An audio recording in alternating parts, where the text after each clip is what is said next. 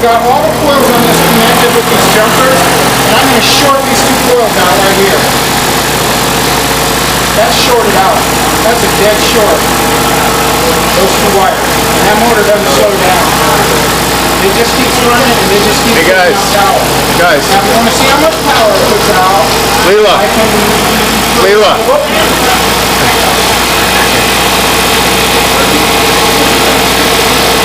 Now I honestly don't have any idea how much power this puts out.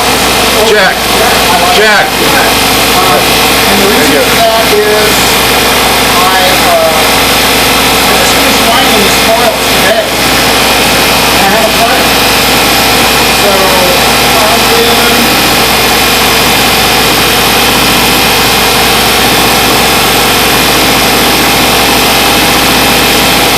So that's not right.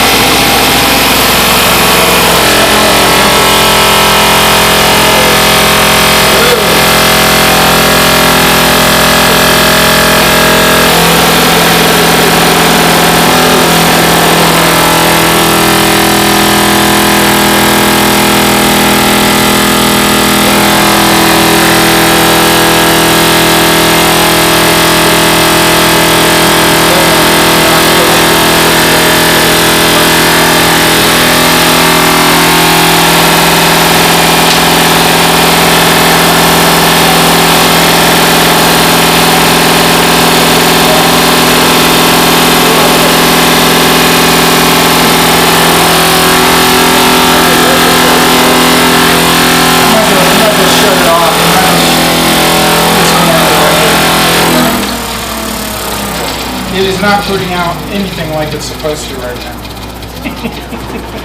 Actually, going north. A little spark going on. Yeah.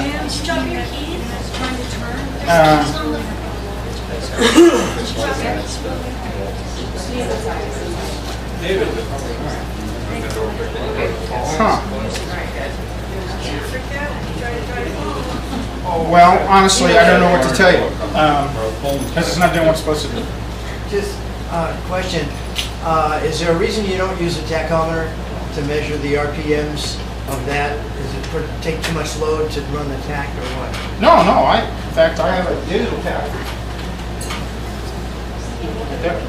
I use it all the time. Okay. That's my machine that's at my house. If anybody ever wants to come by and see it and watch that one run, it is black box. You can't see inside. You can't see the coils. You can't see anything. It's inside of a black box. It has a round hole in the front of it, the shiny tachometer in, and that's it. Because of the new things that I've added to that machine to eliminate the magnetic lock and all of the other stuff that I've done to it. So I black box that machine so I can take it into a test lab and have them test it and not have to worry. This, I was trying a new coil configuration and something's wrong. I don't know if I got a coil.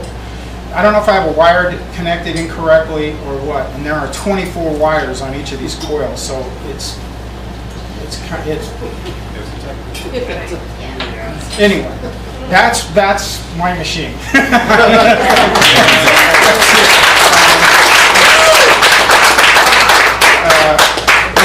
Guys, anybody that wants to see the other machine, my good machine run, this is my coil tester. I found out there's a lot of things that I don't know about coils and about, the other machine, when I first started, it would speed way up. I mean, the RPM would jump like 1,000 RPM.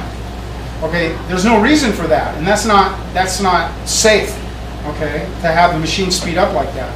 And so I started experimenting with the coils and seeing how I could change them to get it to run normally and not speed up. And so I had to make adjustments to the length of the wires and the number of wires and blah blah blah. And that's what I've been working on for the last year. And so this has become my coil testing machine because it doesn't have all the bells and whistles that the other one has. And I can put two coils in here, and I can get them in and out real easy, and I can test them, and I can try different things to see what happens and run it. And so it sits on my bench, and it's my coil tester. You mentioned that your battery, the one in your home, is in the battery room. Yeah. So that implies you got to keep the temperature. What can you tell us about that? I mean, is it inside the house? you just can't get them hot. You just can't get them hot. You can't leave them outside. You know? Right, okay. The garage, if you got a garage that doesn't have an enclosed ceiling, it probably is too hot in your garage for your batteries. You know, and I use a lot of the experiments I do. I switched over to alum batteries because they don't have all the problems that lead acid batteries have, and they don't hold as high a voltage. They only hold their voltage around 11 or 11 to 11.7 or something like that, instead of 12.2 to 14 like a standard battery does.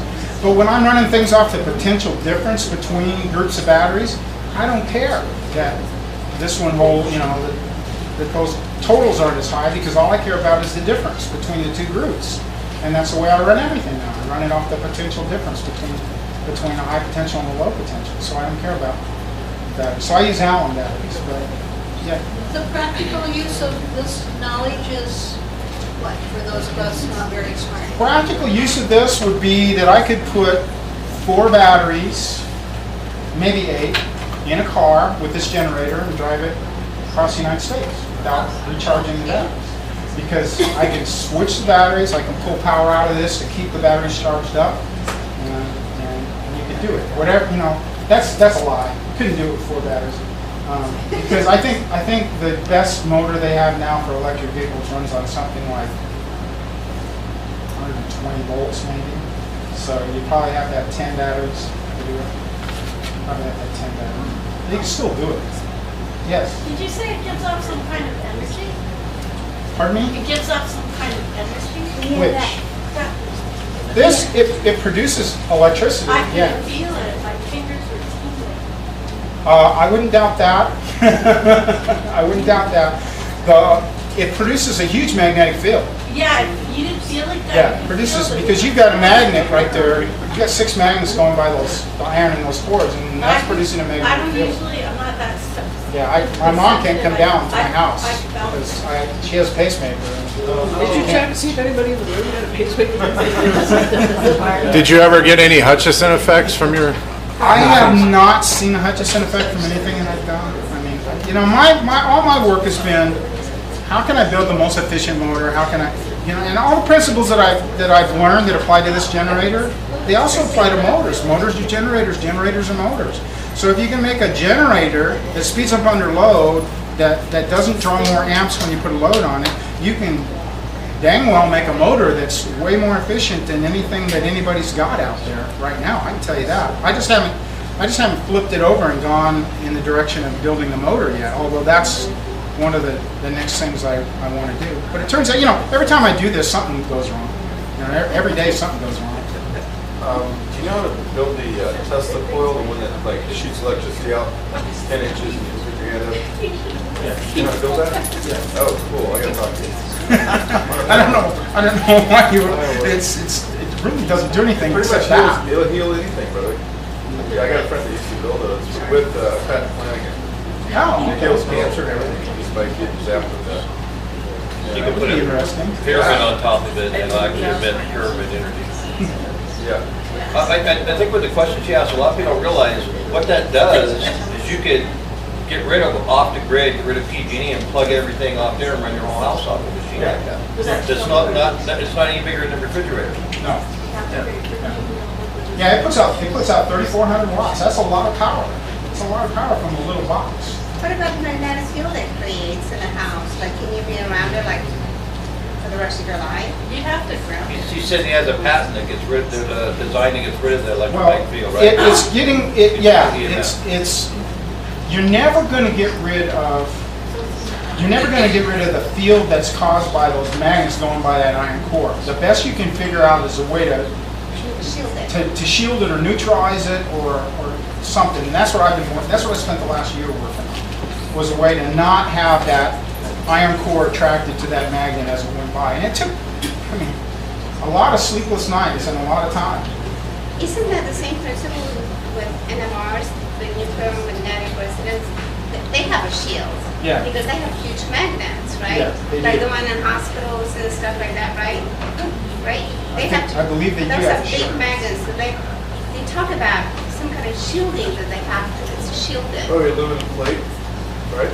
Aluminum plate will do it, but aluminum plate in the presence of a rotating magnet is a nightmare for the eddy currents and stuff that it causes. You can't have aluminum. You can't have any aluminum anywhere near rotating magnets. Even these aluminum spacers that I got are too close to that rotating rotor. I need to get rid of those out of this machine. My other machine doesn't have them. This machine does. And when I put it on the scope, you can see the eddy currents because of these aluminum spacers. And the rotor's there and the spacers are there, and you got a 1-inch thick piece of plastic in between them, but they're still in the way. They're still not good. So, you know, I've learned a lot. I mean, building, you know, 7 or 8 of these machines now, I've learned a lot of what to do and what not to do. But the average person could build one of these for way less than I've spent on building one, because, you know, you could do, instead of using plastic, you could use 3/4 inch plywood. Instead of, the one thing you can't escape is the cost of wire. Just, it is what it is. And you can't get around it. And the magnets. Magnets are expensive too. So, you know, my newest experiments, I'm going to smaller magnets than these great big 2-inch ones to see if I can get as much output with a 1-inch diameter magnet as I'm getting with a 2-inch. My first machine had a rotor here, a rotor in the middle, and a rotor here. So I had 3 rotors on the machine. And I thought, man, I'm going to get all this magnetic flux and this is going to be able to put out all this power. I found out when I took these 2 rotors off, I got just as much output with 1 rotor in the middle as I did with 3 rotors. So a coil will only accept so much magnetic flux and turn it into electricity. And you want to get, you know, the smaller the magnet, the less problem you have with attraction to the iron cores. So it's a learning process of minimalistic.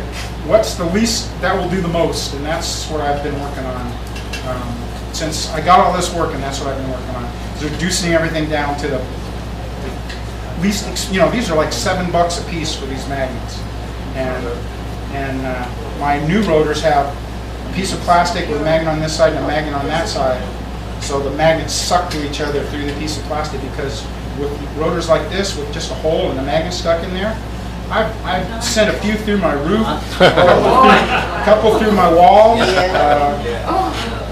You know, at 4,000 RPM, one of these magnets becomes pretty much like a bullet. Yep. And so, you know, I've modified my rotors to deal with that. A piece of plastic here, and then another rotor here, with 2 magnets attracted to each other. They don't come flying out. So how scalable, once you minimalize this system, how scalable would it be? Could you make a generator for a reach? Could you generate enough power? I honestly don't know. I really don't. Because you're dealing with these magnets going past iron cores, I haven't done enough experimentation with how to neutralize that effect to know how big I can make a rotor. Because that's all you're talking about. You're talking about a rotor that's bigger or with more magnets on it. Or separate units. Or a long shaft with lots of things down the shaft, and then you have to have a big motor. But the most critical thing to remember is whatever this motor uses, you get 85 to 97% of it back. So almost everything that you produce right here is free. Almost everything. And that is the answer that we've all been looking for, as far as I'm concerned. Even if this one doesn't work, it's still the answer that we've all been looking for. Because it's not rocket science. Winding a coil and having a rotor go past it with magnets on it is not rocket science. It's just not. It's not that hard.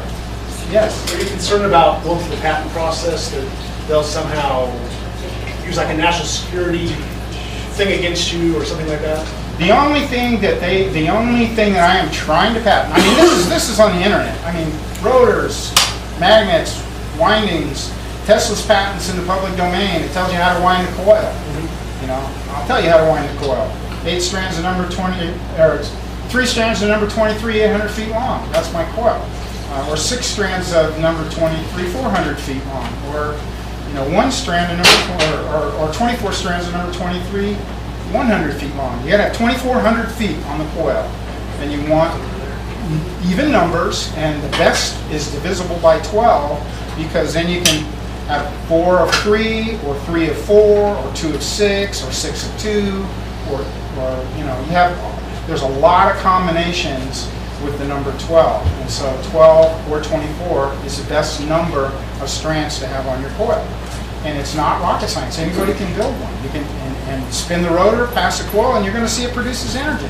It produces, my coils produce 257 volts at 2.4 amps per coil times 6 coils is about 3,400 volts. And that's what they produce. I didn't know what this one would produce because I never fired it up to see what the output on the coil was. But you know, it's going to be somewhere between, depending on your RPMs of your motor, because that plays, you know, how fast the motor turns, how many magnets you have on your rotor. All of those things determine your output. But this is a good starting place. You know, six big magnets. I had a question. Have you ever tried to experiment with different gauze strength magnets, like natural magnets compared to different magnets? But then you get like magnets that are really small, like 16,000 gauze, where you can put on both sides of your finger and it feels like your finger is being crushed. Yeah. Does the strength of the magnet make any difference? Yeah, the different magnets, these are N52s that are in here. Do you know what the gauze? I don't, but I know they're 10 times stronger than the N42s, and they're also way more expensive. Yeah. So I've been trying, I want to tone down on the size of the magnets. I don't know that I need ones this big. I don't know if I can go down to 1-inch magnets and still have, and if I can, then I can put twice as many. You know, if 1-inch magnets produce close to the same amount of electricity, I can put twice as many on the coil. That means I get twice as many magnets coming by the thing, and twice as much output. So there's, you know, it's all a learning process, and it's all just building machines and building machines and building machines and testing them and testing them and testing them until you get them to do exactly what you want them to do. And that's what I'm doing. And that's how I spend my days. So. Thank you so much.